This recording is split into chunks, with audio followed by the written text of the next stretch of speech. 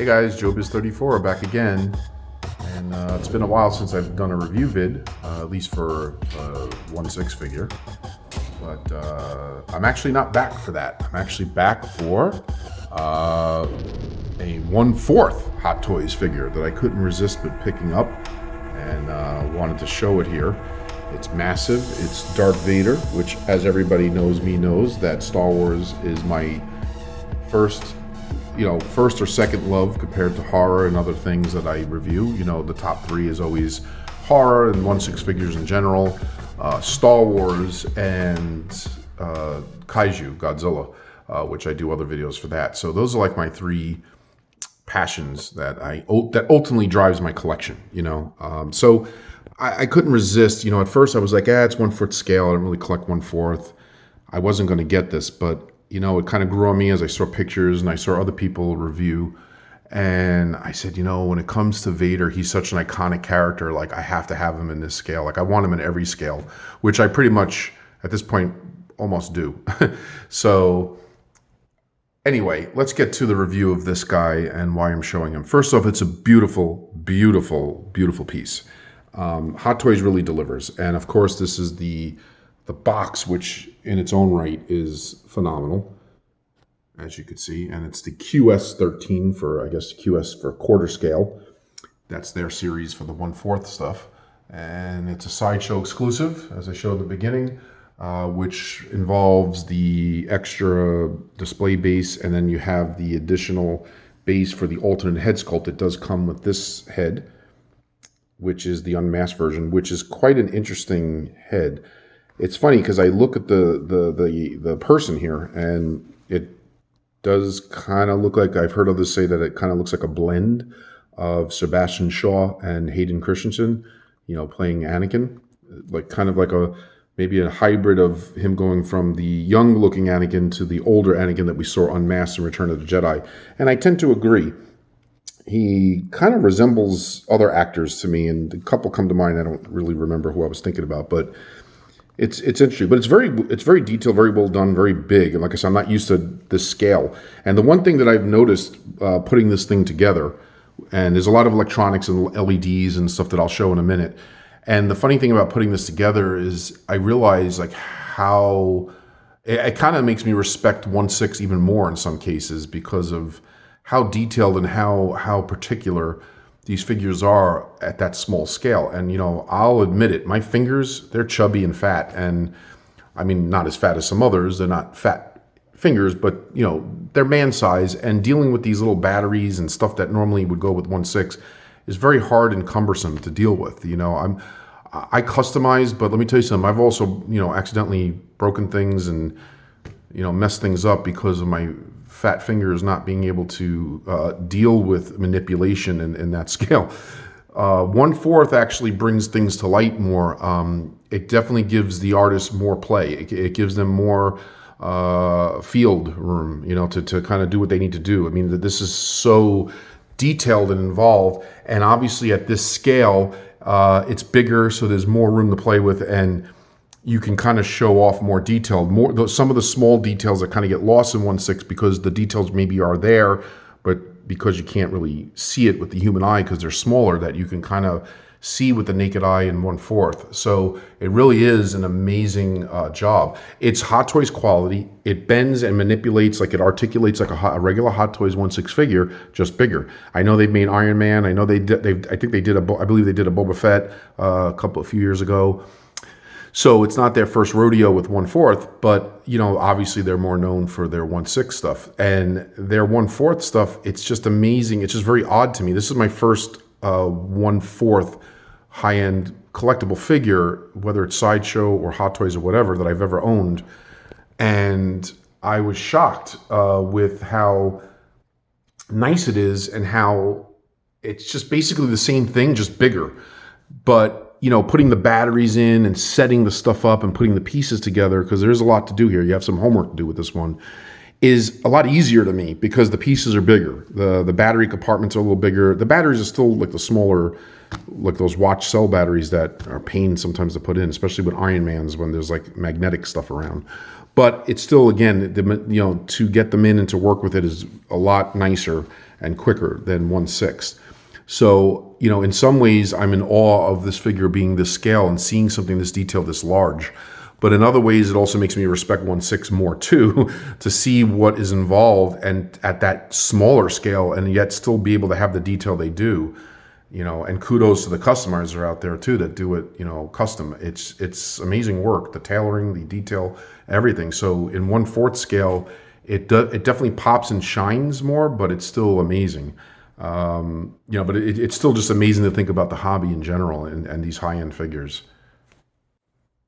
So anyway, I'm done giving my speech. Let's get to the actual figure. So let's get, you know, obviously the accessories is the base. It comes in 2 pieces. You can make it a normal base, or you can attach this and make and have this extra display that makes him obviously a lot taller.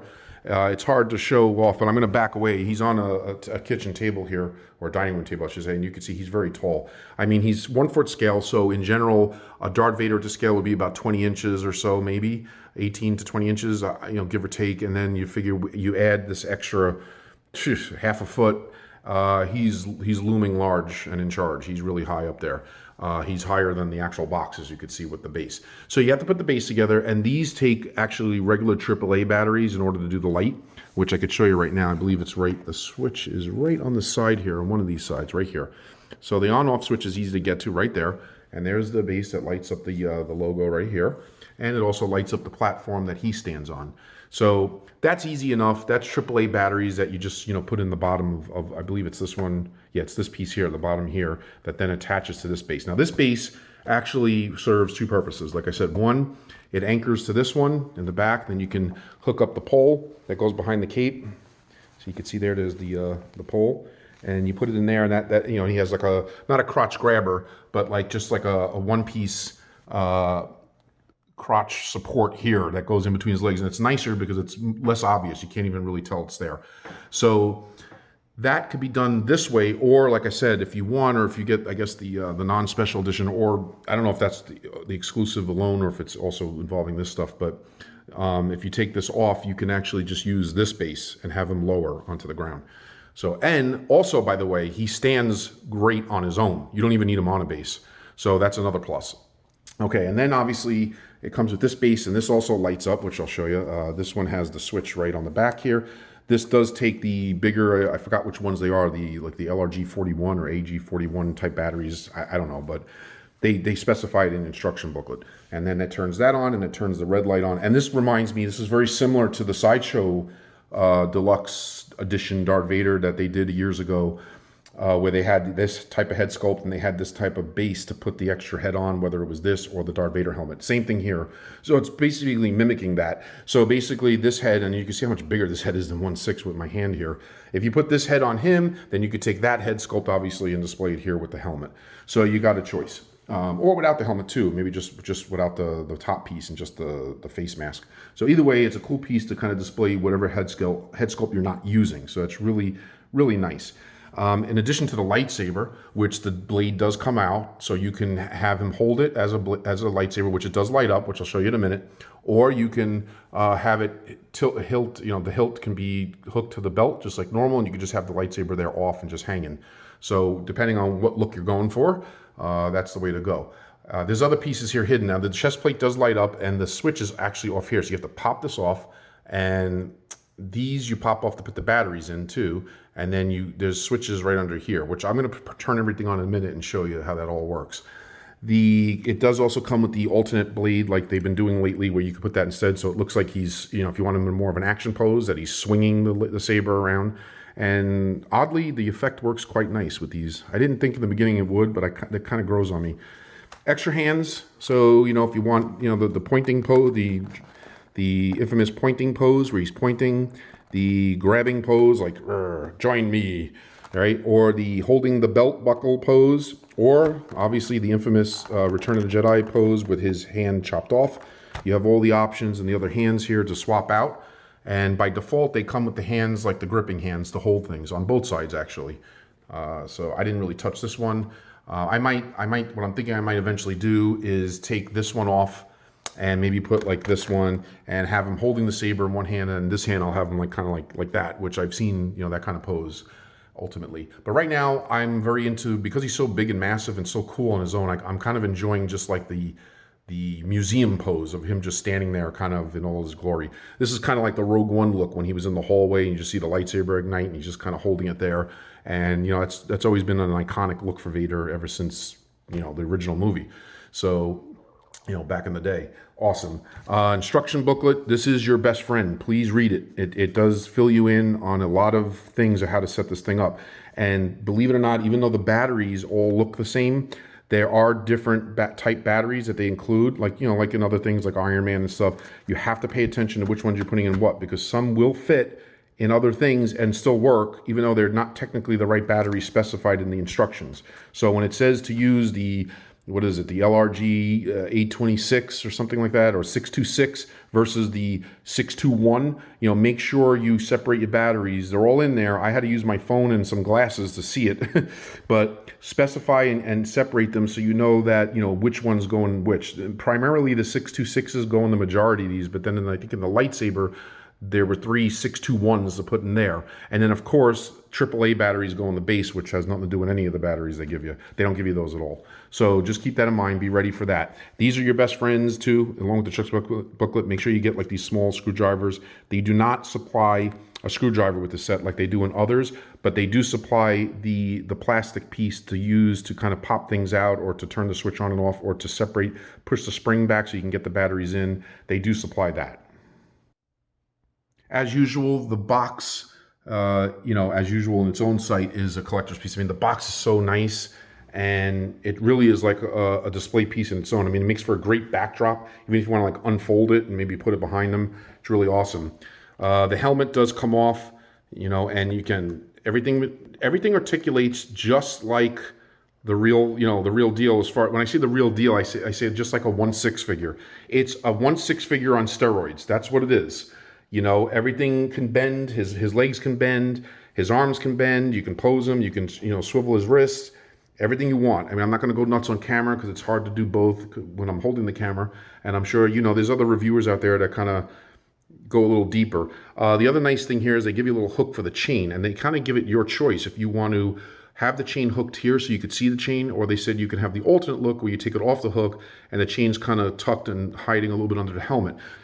And I guess if you really wanted the option, you could technically go with taking the cloth, because this piece does come off. You know, this armor can be removed, and you could put these two pieces over the armor, over the shoulder armor, and go for the New Hope look. You only light up, I guess, the, what is it, the belts without the chest, and now you got a New Hope Vader. So they kind of give you an option to kind of really go either way if you want.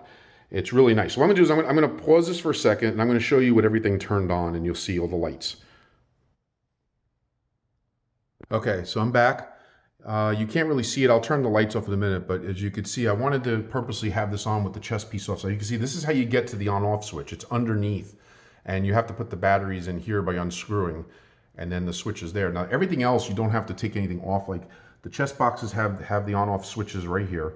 The lightsaber has an on-off switch on the side. Now, the only thing with the lightsaber is that you have to take off one of the pieces of his hilt, like, you know, from the handle, in order to get to the switch. This is supposed to be on the saber.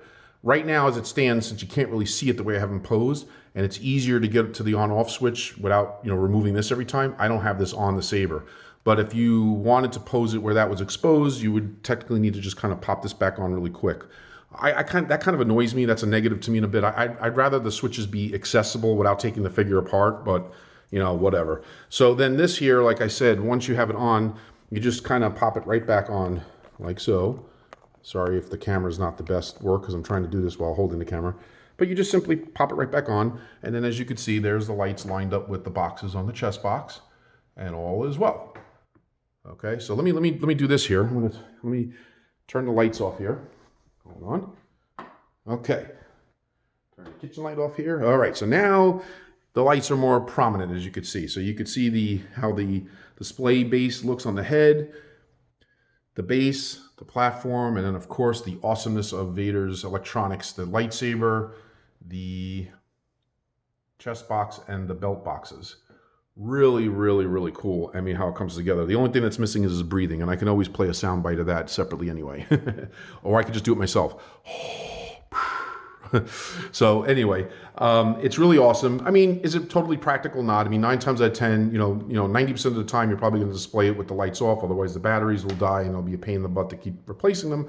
But still cool, still very, still nice that you have the option. I mean, look at that there with the little bit of darkness there. You can really see they stand out, and the lights flicker, and so it really is cool. I just love the options. The lightsaber does light up. I mean, it's not really showing on camera. It kind of has more of an orange hue on camera, but in person, the lightsaber does look more red than it's showing here.